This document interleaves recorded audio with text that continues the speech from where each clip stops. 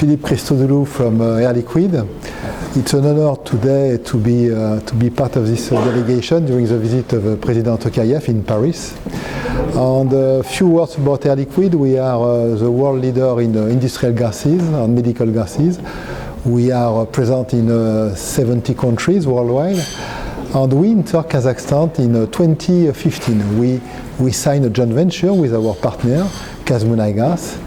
And from this signing, we have been growing. And today we produce the hydrogen and the nitrogen on 3 sites, which are Pavlodar Refinery, Atirao Refineries, and Karabatan, the new petrochemical which produce polypropylene.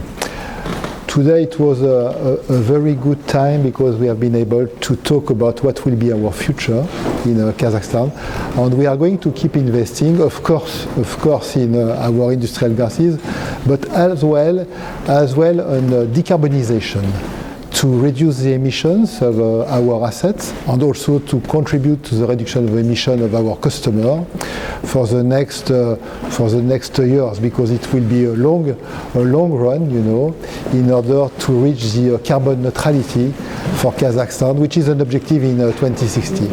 So we are very happy about our, I would call it our success story in Kazakhstan, and we keep investing in the country.